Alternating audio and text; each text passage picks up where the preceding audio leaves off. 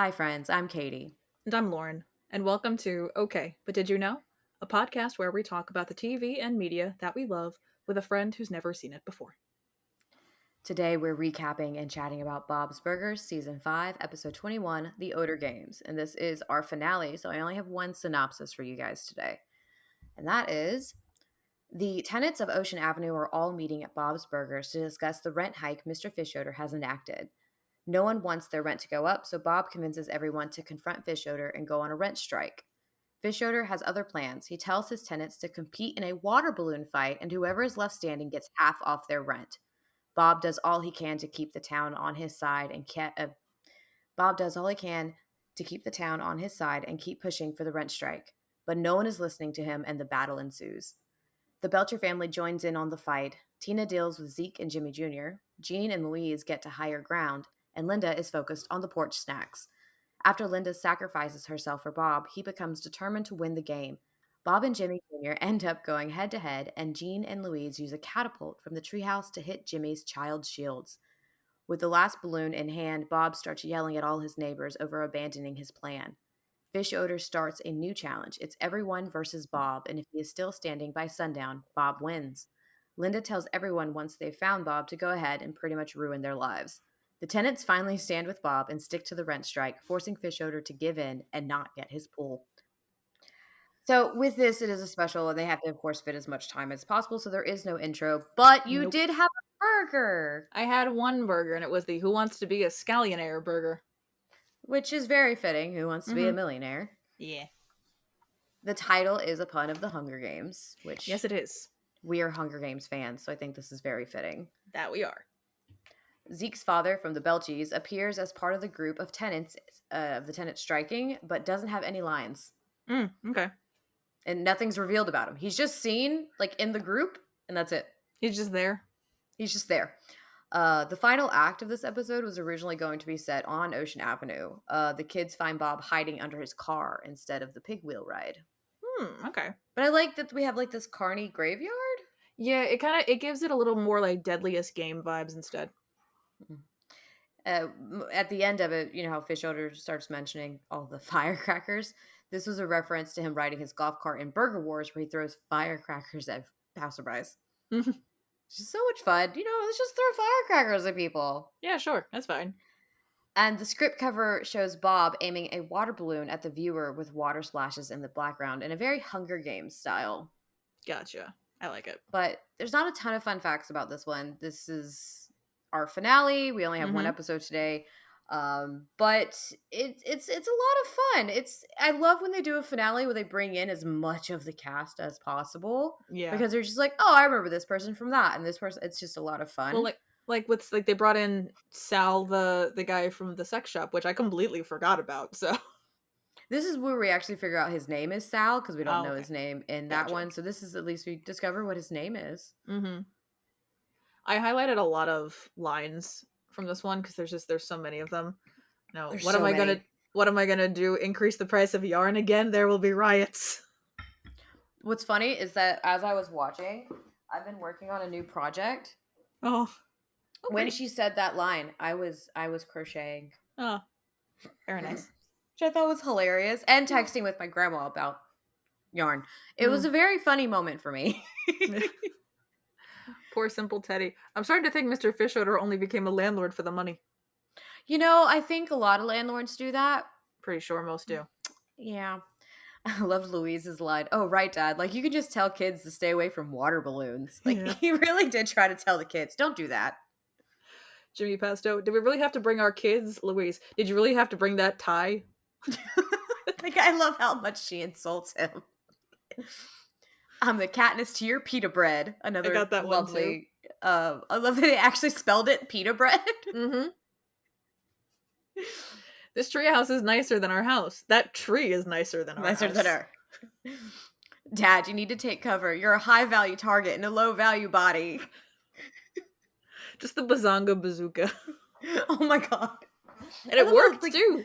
But Bob was so against it, and then the kids get it, and he was like, "Oh wait, this wasn't a bad idea." But then, the younger fish older brother bringing out a whole catapult. Yeah, well, that was how he got his dirty laundry to the main house. just a whole. I actually had to rewind it because when I was writing my script, I was like, wait a minute, is that a catapult or a trebuchet? Is I was it? like, I'm let me actually double curious. check. Was it actually a catapult or is it a Oh, trebuchet? it I did was actually not. curious. It is a catapult. That was a Okay. catapult. Trebuchets It's are the different. counterweights, right? Yeah, so the trebuchet is going to have a counterweight, but the catapult it stays leaned back, and then And the then, pressure lets it go. okay. And that's what you get for having a friend highly into fantasy. There's No, a here's the thing is big difference. I had that same question because when I was in 7th grade tech, we built Hmm. trebuchets. So I was curious that We did because too. here's the weird thing because like this is extremely off Hmm. topic, but it's something that I had to look up before because I was actually curious when I was reading your fall story. I was curious to see if if the usage of a book blurb, if that had been used in the time that the book that's in the book was published. It was, Hmm. because the first time it was coined was in 1900 something. So I was like, okay, I wanted to make sure. I'm so happy I researched that before I did it. Oh, really? or you would have been texting me like, "Hey, I found a thing." Of the things that I looked up, I was like, wait. Of the So things you looked I was up. like, wait, does that make it? Was that the time period accurate? Okay, just making. These are the things that And I look up. which is so hard to do though. I had to I had to Google such weird things writing that story, which I think it'll be out when this episode comes out. This So, episode, yeah, this episode comes out. And this episode comes out on my birthday. October. October. So, but yeah, by now these stories we're talking about are out. Well, like, you think I find it hard to believe that that anything you Googled was as bad as this at Yam, because we don't know. Actually, no, we do know exactly what it is that you Googled. One of the panels that our friend Sammy moderated. Mhm. They like to ask like fun questions, just like to kind of that's like not necessarily on topic, but just fun to ask for the panelists. And they asked, "What's one of the weirdest things you've had to Google search a uh, for a book?" And one of the authors, not her, but a friend of hers, writes tech thrillers. And Oh. one of the things that she did Google was, in theory, we, I guess, not trigger warning, but I guess this is just disclaimer. Please don't Google this. No, don't do And it. also, I have never Googled this. I'm saying this now for the NSA agent that's probably listening to my recording right now. I have Hey, at least you never got it right. Googled this. It would be NSA, not FBI. You got it right. Yeah, I have never Googled this, but somebody did Google how do you sneak a bomb on a plane for a book, and she found out when she was going on vacation that Google search had put her on a no-fly list. Oh shit. But apparently, it worked in her favor. She had a friend that worked at Homeland Security, so they got it all straightened out so she could still go on her trip.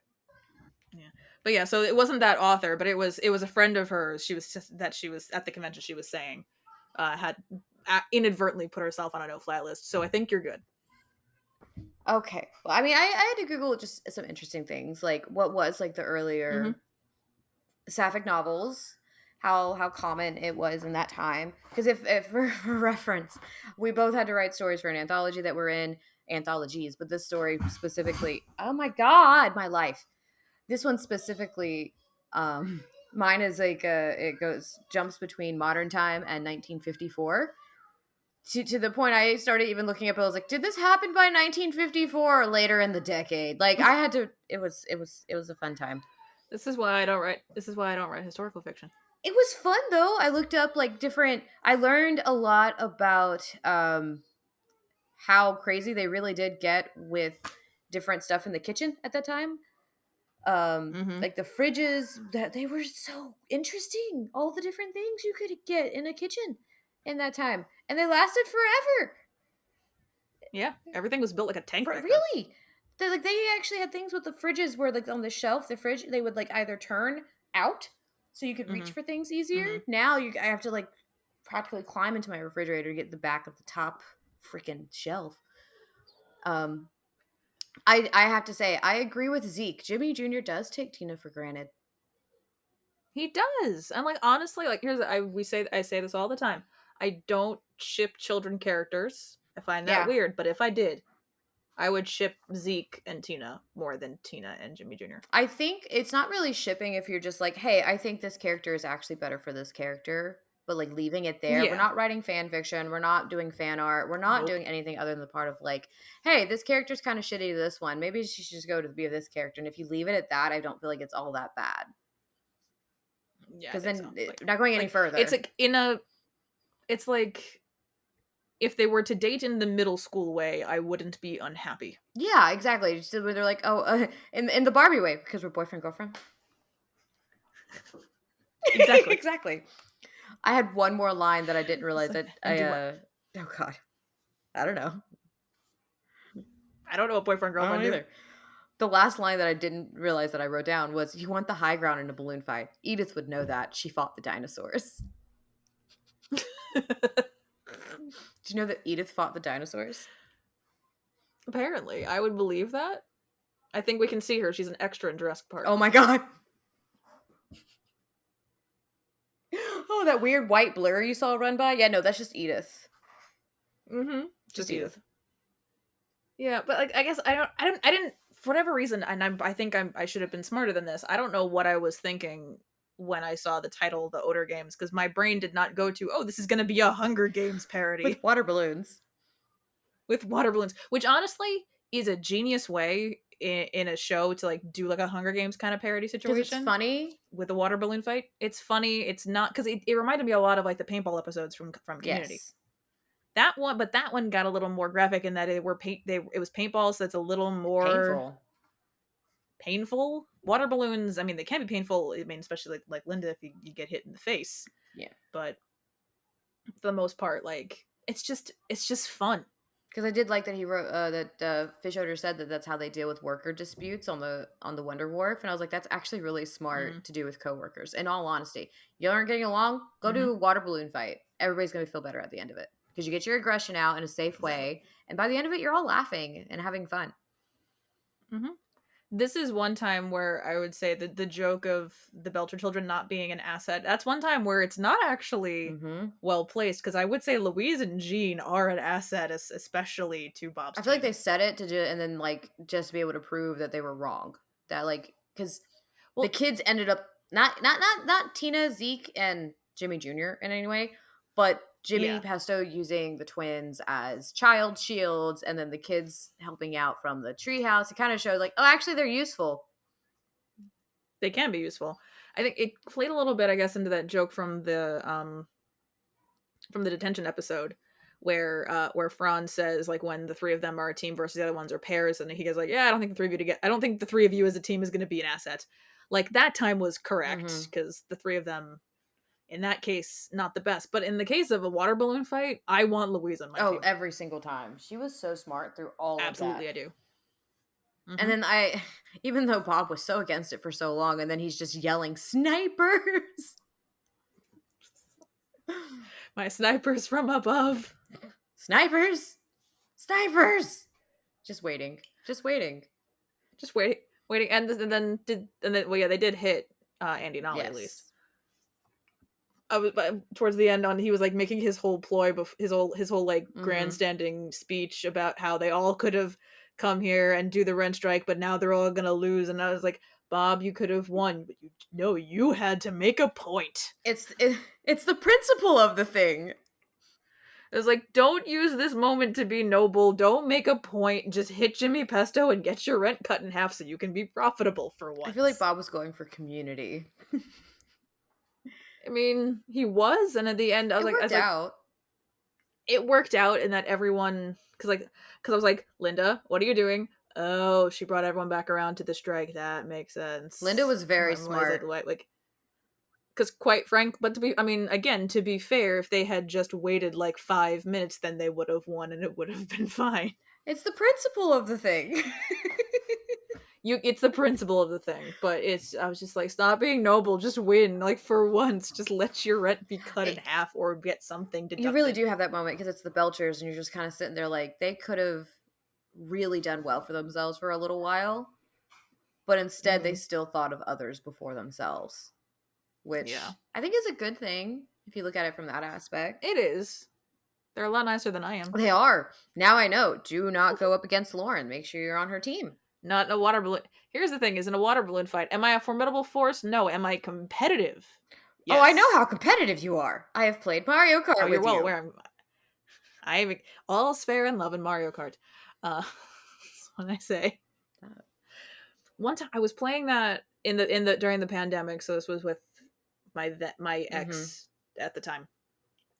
At the time we were dating, not anymore.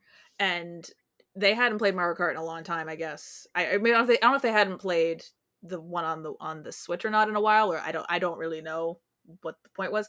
But it was me, her, and a friend of hers, and I was winning as one does because I know where all the shortcuts are. Yeah. Because I play because this is just and especially with Mario Kart 8, the one that's on the Mm-hmm. Switch, it's a lot of redesigns of tracks from past Yep. games. So like we were doing it and I kept winning and they're like, you have to be cheating somehow. I'm like, I literally just know where the Some of shortcuts are. those, How could I be like, cheating? you've got tracks on there from my husband's childhood. Like, there's been tracks on there that he's like, I remember playing this at this and that on this set or this and that. And I'm like, yeah, like they put some of these tracks are Yeah, really old. there's Redux tracks I think from the original Yeah. on there. So some of these tracks really are like 30 years old. Oh my God. Like so like you just learn them and if you know how to drift and you know at this point if you know how to customize your car, it's not really cheating. It's just being able to play the game well. And as I said, I'm like when I wasn't allowed to play a lot of other games because like the big consoles were always like my brother, Mm-hmm. so like I needed his I quotes permission to play them. Like it was usually us playing Mario Kart together, Yeah. and then again when I got like my own handhelds, the first games I got were Mario Kart, and that's pretty much most of what I played because that's what I was good at. I got the positive reinforcement of oh I'm good at this, I'll keep playing it. We did a lot of, like, we had to share one system. It was like supposed to be my brother's, but he's got two little sisters. What is he going to do? And it had to be Mhm. in the living room. And we played, oh, I remember when we got our first PlayStation, we played so much Tomb Raider, lots of Tomb Raider, Mhm. Resident Evil. We played, have you ever played Spyro? Yes, You ever, I remember you ever, Spyro. ever wonder why I'm so obsessed with dragons? Oh, it all makes sense I've been now. playing Spyro since it came out.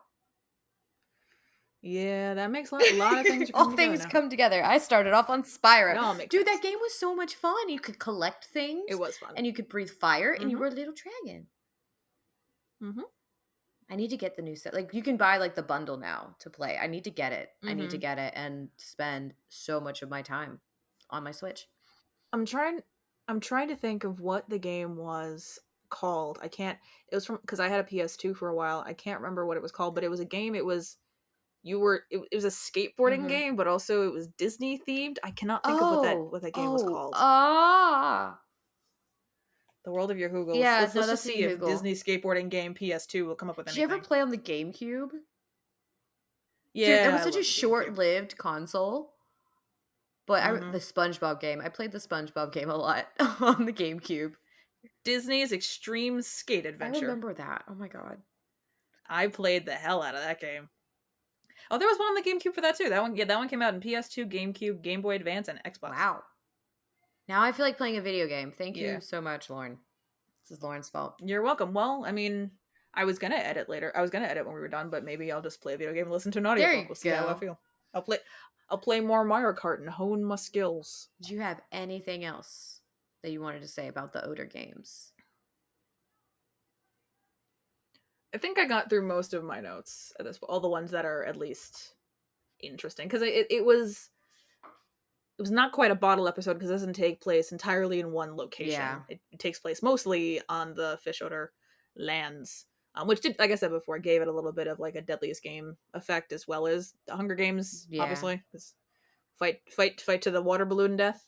But I did appreciate that the port snacks was a charcuterie board basically. Right? I wish Teddy would realize that, but instead he's just like, oh, it's this and this and this. And it's just like, it's a It's charcuterie. French bread and cheese and pepperoni. Shrunken It's pickles, a charcuterie board. Oh yeah, the tiny pickles. I'm like, it's a cornichons. charcuterie board, my dude. Yes, the The cornichons. cornichons. Every time she said little pickles or shrunken pickles, I was like, cornichons. Just say the word. But it's Teddy, so. Yeah, What did you rate the finale of this season? I gave it a 10 for Okay. plot. It's solid. I mean, the plot is solid from the beginning, and there's a point. They go there for rent Mm-hmm. strike. Fish Oeder throws a wrench in the works because he's Fish Oeder and he's going to do something eccentric for no fucking reason. Fish Oeder. Because he can. Because it's Fish Oeder. Because he can. He can pit the town against each other because at the end of the day, he's going to get his money anyway. And there comes to a conclusion. Everybody's happy. The Belchers are nice people, and everyone else in the town sides with them, and everybody's happy. It got a 9 for character and a 9 for personal. Just it was greatly enjoyable. Just so right this under. finale gets a 28. You're right under. It's just under. Because it's like I always say, I can't. Their 30s are a specific feeling. Like that really is the difference between like a 27, 28, 29, and a 30 is just a feeling. That makes sense. I can't explain it. Much like I can't always explain the difference between like a 5-star and a 4-star book. Like sometimes there's a ether magic that does it. I think that's why I can't explain it. When it comes to books, a 5-star, I've got to want to annotate it. Like it's got to be one of those ones I want to sit down with the paperback and go through it again for 5 stars, if that makes sense. 4.5 is like almost there.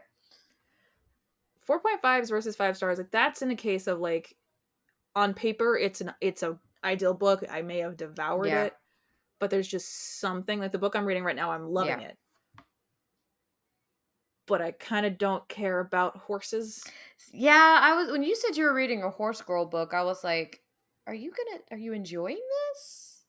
I am enjoying the dynamic of the characters, and I'm enjoying learning more about horse farming and rodeo stuff. I'm enjoying learning about that, but it's very similar to an SMP book that's a sports romance. That if it was about literally any other sport that I had any context for, it probably would have been a 5-star. But it's not the book's fault that I didn't have any context for the sport. I was gonna read the book that anyway. was a 5-star for me. I know what you're talking about. That was and you understand, but I understand soccer, so that's different. I had full understanding of what was going on in that book. Like I read a basketball romance that no issues there. I understand basketball. I know the mechanics. I know how it works. I know the positions. You can use all the lingo you want. I know how it works. The horse girl romance, I love the dynamic of the characters. It's got your very stereotypical, and they keep making jokes like you're not the rich girl from the Hallmark movie that leaves the city and marries the tree farmer, like kind of thing. They keep making a lot of jokes. It's very similar dynamics. The horse part, I don't care. I don't care about the horse part, which unfortunately is Tina would love it when Tina's old enough. So that's the case of like that's why I put the 4.5s versus the 5s. Like on paper, the romance part of it is great. The context of it is just not for me. That's okay. I'm still gonna read the book. I'm still enjoying it. It's well written, well narrated. I love the author, but it's just it's a book. I will finish it. I will enjoy it. I'm enjoying that book. That one I can say the title of. That one's not SMP. That's The Ride of Her Life by Jennifer Dugan. That one, I'm enjoying the book. It's just it probably won't be a 5-star by the end. That's fair. Which is okay. They can't all. I gave this episode a 30. I really love this episode. It's got everything of Bob's Burgers that I enjoy. So I don't think I need to even give an explanation as to why it is what it is for me. But now we get to look at season 5 stats. I am really excited to hear what you really thought of this season as a whole. We are officially done with season 5. We are officially done with season 5. So this season, the total average score, because again, our scores are out of possible 30, if you hadn't figured that out by now. My average total score is 25.47. Wow. Which is high. No episode got below a 20 this season. That is amazing. Compared to season 4, which kind of went all over the place. So this is about a 1.5 higher than last season's average score, which is 24.09. So it's getting better. Season 5 was just on average better than season 4. I mean, again, we want to be real specific here. There's one less episode, so the number, I'm not saying the number's going to be skewed, but skewed.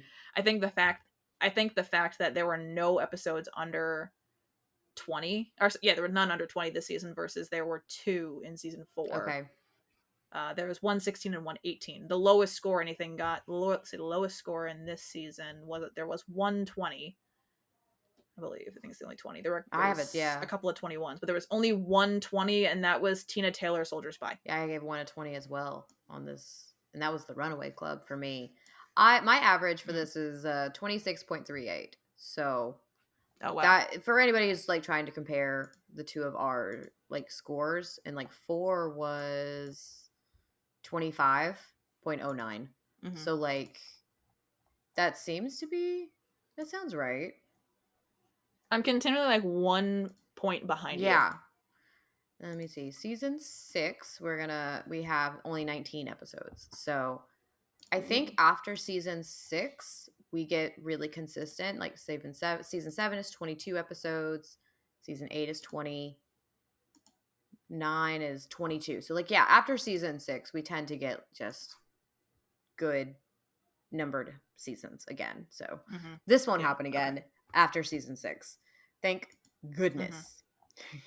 Okay. So I asked you a question earlier this week or last week. All right, whatever Hmm. time period it is, I don't know. And I asked you to give Time is a construct. it is a construct. I asked you to give me all of the episodes you have rated a 30 so far in the first Yes. 5 seasons. I'm now going to make you rate those from least favorite to favorite.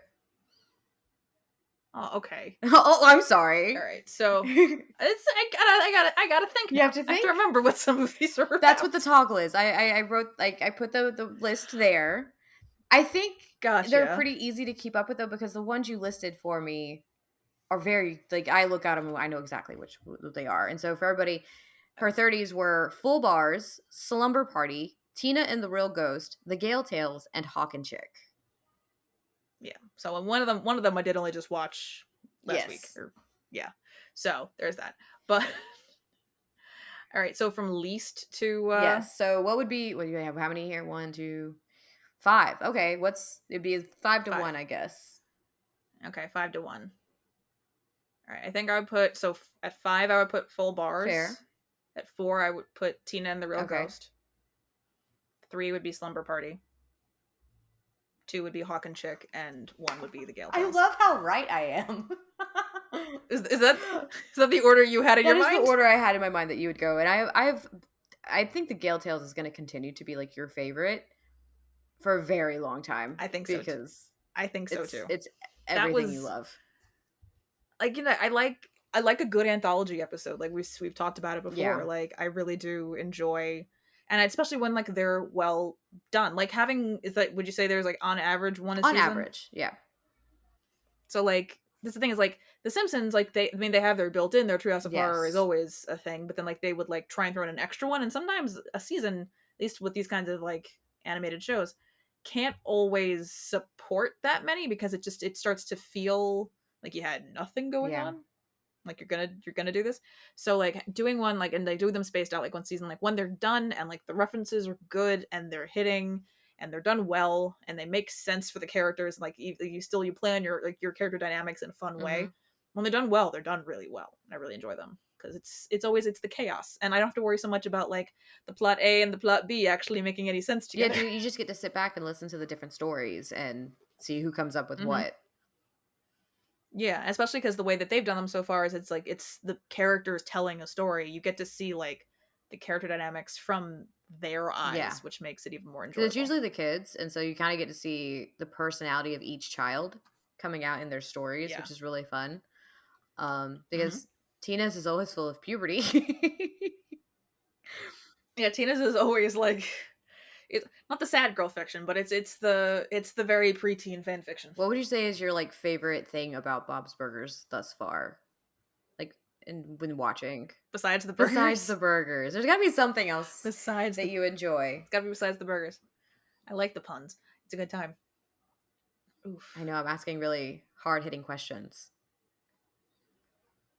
I mean, I do this to Yeah, you too on during our finales, but to be fair, I do this to you during our finales after you've had to watch an hour and a half worth of content. I know. I gave you like a So it's 20 even something minute episode, and now I'm like, oh, okay, the whole season. now make thoughts happen. At the end of it all. I mean, I think what makes it so much more enjoyable is the character dynamics, is how how the family works together as a unit and separately, and how they interact with everyone else in the town. Because if you don't enjoy that core character dynamic of the family, then there isn't a whole lot of the show, obviously, to Yeah. keep going. If you don't like those characters, that's kind of it. And like the core family, I would say Gene was the only one that had to grow on me, but once he did, I was good. And again with Teddy, he's there but not enough that he's overtly annoying, and he's getting better. So there's some of that. But I think yeah, the just the overall character interactions, which breeds the chaos of the rest of the show, I think is what I'm really enjoying. I like that. I like that answer. It makes me happy. It's It's a a good very answer. good answer. You It's I grew up on these kinds of screwball comedies, not the animated ones, but like the well, I guess our first movie, which I'm guessing will be soon. This is coming out in yeah. October. We decided to start doing movies in November, and like the first movie we're doing, because I sent Katie one clip and she was like, I need to watch this It was immediately. hilarious. Which so the movie we're going to be doing is a movie from is a screwball comedy from the 1970s called What's Up Doc, and the clip that I sent her, for anyone that's seen this random movie, uh, I saw it on TikTok because the Turner Classic Movies TikTok posted it for some reason, yet it's not available to watch on HBO Oh, Max, that feels which is like weird. a crime. It does, but I've already bought it on Amazon. I bought it on Bezos Prime, so Ah, you'll be able to I was watch it say without so. I any have issue. access Um, because Lauren bought you it. have access to it. Well, I bought it because something is like I want immediate access to it. But the for those, this is going to sound so weird out of context. It's the scene where Ryan O'Neal and Barbara Streisand first meet in the drugstore, and they're talking across a shelf. And he is talking, and he says something about his igneous rock formations that he studies as a musicologist, as one does. And the Barbara Streisand says, like, she's like, I can take your igneous rocks or leave them. I relate primarily to mica, quartz, feldspar. You can keep your pyroxenes, magnetites, and quartz crystal platonics as far as I'm concerned. Because that makes 100% sense. It makes so much So much. sense. I can't. I mean, like, it's gonna be a struggle to not quote this movie at you when we record the Oh, you're episode. going Though to. I'm going to, because it's. I've been doing it my entire life. You don't say. I quoted some of it, I think, in the last Bob's I think episode. you did. We'll get eventually when you get to watch the movie, you'll be like, oh, I recognize that line. Oh, I recognize that line because Lauren just says these all the time. All the time. It's going to be fun, though, because I can't wait for us to do that. And then eventually, you'll get to watch the Bob's Burgers movie. Mm-hmm. In, oh, God. I think I said after season 12. So you get six It'll be a six while. more seasons? No. It's okay. Yeah. I'm almost there. I don't know. Not math. As long as I enjoy it more than the Simpsons movie. Oh, you will definitely enjoy this more than the Simpsons movie. Okay, that's good. Because that one, oof. it was structured just like a 2-hour long Simpsons episode, which is not really a good thing. I feel like they did really well with the Bob's Burgers movie. I saw it in theaters, of course, and I've watched it as one does many, many times since. I missed out on they actually did an aluminum case like DVD set that came out right after the movie. We saw it, we didn't pick it up. We're like, oh, we'll get it on the next trip out. No, I should have picked it up. I cannot find it to this day, not even on used sites. I want that set so bad. I will probably never see it in my lifetime, but that's okay. Because the Bob's Burgers is very popular. I'm sure whoever has gotten their hands on that, they wanted that just as much as I do. But I think my favorite part is, of course, that there's music in it because it's Bob's Burgers. I love how they did the music and then the artwork because they were able to have so much more of a budget and so much more time and energy to put into it. It's so beautiful. Like, it's so pretty and it makes me happy. And I'll put side by sides eventually, way down the line when you get to see that. Because it doesn't take us as long to get through Bob's as it does Once Upon a Time. Doing 2 Yeah, because we watch more episodes at once. So it may be God, how long does it take us to get through 22 episodes? Well, okay, so it took us a year to get through 2 seasons of Once Upon a Time, because we basically started season 3 right around our 1-year anniversary. Yes. So we are like 2.5 seasons ahead, or I guess it's like 2.5 times, I would say, to get through, because the first 2 seasons of Bob's were on the shorter side, because the first one was like 9 episodes, second one was 11 episodes. So since we're in the like beginning, middle-ish, or mid-beginning of season 3, and we're just starting season 6 of Bob's, so like we'll be, I'm guessing, finishing season 7 by the time we finish season 3. Good God, that is fast. That's my guess as how that's going to work, because I've done the counting for the once ones, because that's easier to figure out for me, because like we'll be done with 3A by the beginning of So October. like within a year. So we'll be halfway through season. We'll be halfway through season 3 of Once Upon a Time by Mm-hmm. October. So that means we'll have 12 weeks. So we'll be finishing season 3 by January. Wow. So it's gonna be a while till you get to the Figuring movie, but that's a lot of math. it's a lot of math. So figure it took us a year. Basically it took us a year to get through 5 seasons. With the first 2 being on the short Yeah. side. So figure out that math, however that works. Whoever's good at math, you should totally help us out because I don't math like that. My brain doesn't work that way. Yeah, we're writers. We don't Yeah, do math. I work with words. Yeah, we do the words, and I do work with stats, but the computer does the math for me. I like that they do it for me because I do my spreadsheet now for budgeting and stuff, which I need to fix it and I don't know how, but I have a Steven. Um, he knows how to It's do all important. that. I don't. I'll be like, oh wait, Mm-hmm. what do I do to make the sum work? And he's like, okay, you got to do this, this, and that. And I'm like, wait, how do I do it again?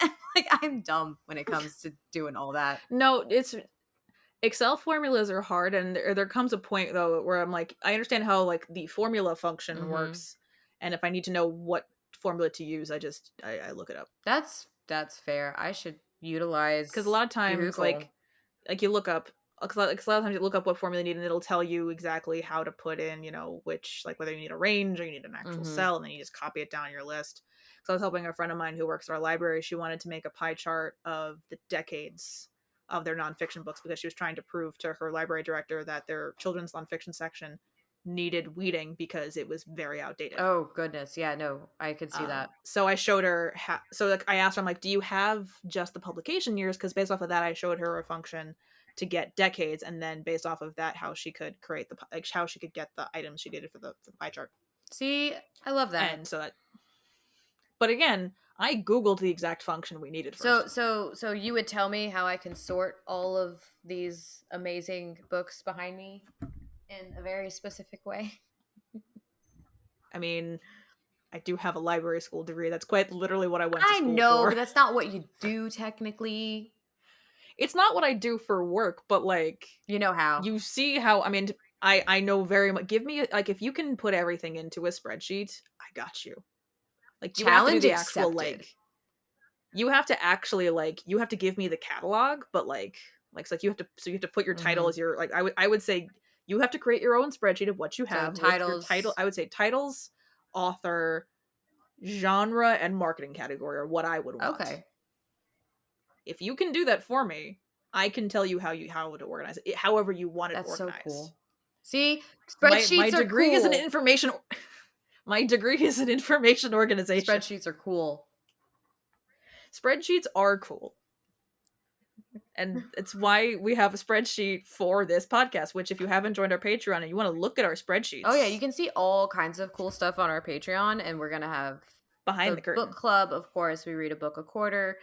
You're about to get Mm-hmm. movies on there with us. That's early access to those podcast episodes. Yeah. And you get early access. And we've decided with the movies that after we get through the first 4 movies that we have not stopped talking about to each other, that we will of course let everybody start nominating, which that's gonna get a little wild.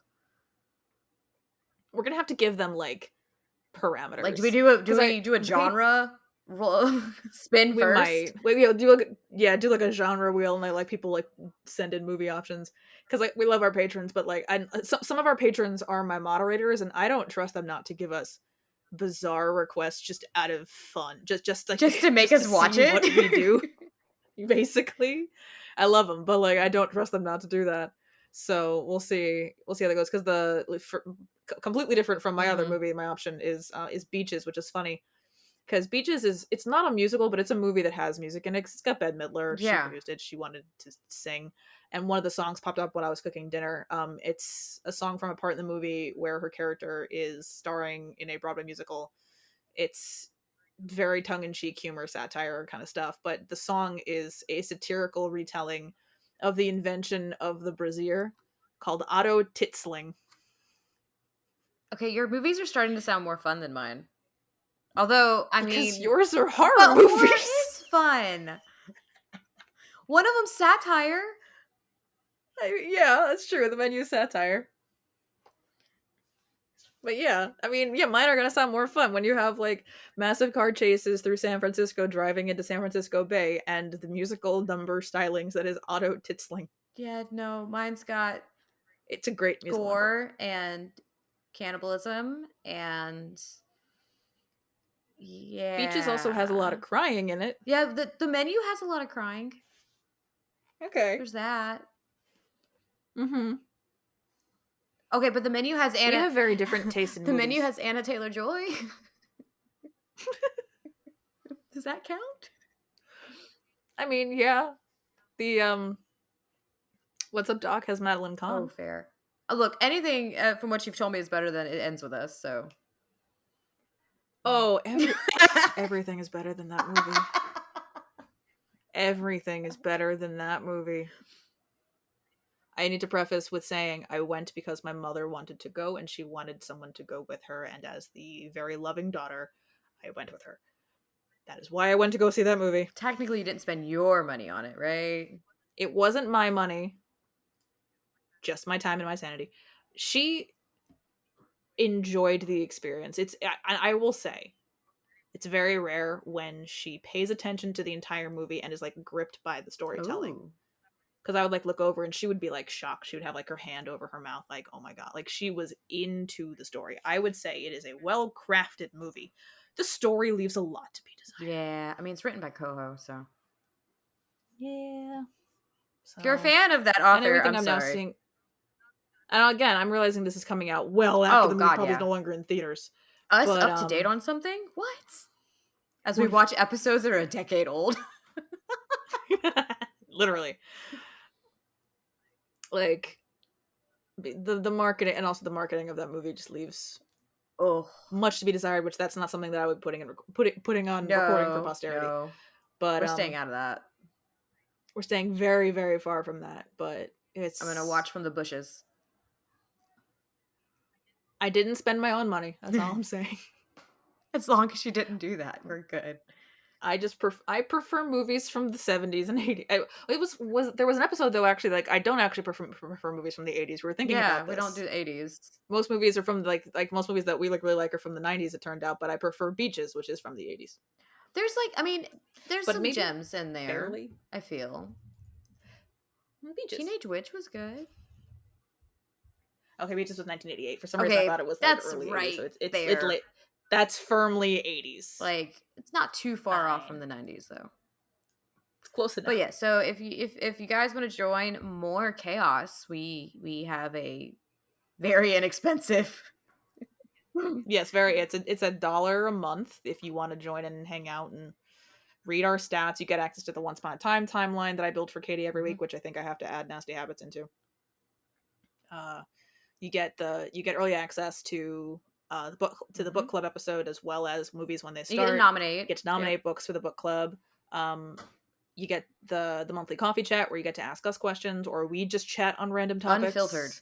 They're unfiltered, unscripted, barely edited. Like the most editing that gets done is I cut out like if something technologically happens wrong, Or my child runs or into the I room. mostly your child runs through the frame, or I proofread the captions. That's because that's also video, as opposed to the rest of the podcast, which is not video, unless again we have technology issues like last month. But we do a lot of fun stuff. We offer a lot of fun stuff on our Patreon. I can't recommend it enough. Not just because it makes us money. Well, it's not like we're getting rich off of it, so not currently, but we always said the goal was to have it cover the cost of our recording software, and by my count we need I think about 30 people to make that's that. Not bad. Not at all. We have I don't know how many. I'll just happy with all the people that have joined us and listen, and we're very grateful. We love our patrons. We love our our listeners. And everyone, there's, as of recording, there are 90 of you that listen, that follow through Spotify. There's at least 20 something that follow through Apple. Wow. I think 17 subscribers on YouTube. That's well over 100. So, that's There's lots of you. Thank you. I didn't realize the numbers. We appreciate. I was like, wait a minute. We appreciate that you're here. Yeah, I'm. Here's the joke I always say with the math. I'm like, I'm not a numbers person, but I love statistics. It was just so funny, so funny. I don't do anything mathematically with them, but I like to know them. Thank you all for listening. Join us next time when we discuss Once Upon a Time, episode 305, Good Form.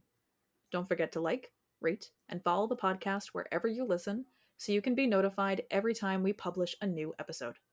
Follow us at OBDYK_pod on Instagram and TikTok. And if you'd like to join our Patreon, you can find the link with more details in our show notes. This has been an episode of Okay, But Did You Know? A TV and media podcast. It was hosted by Katie and Lauren and edited by Katie.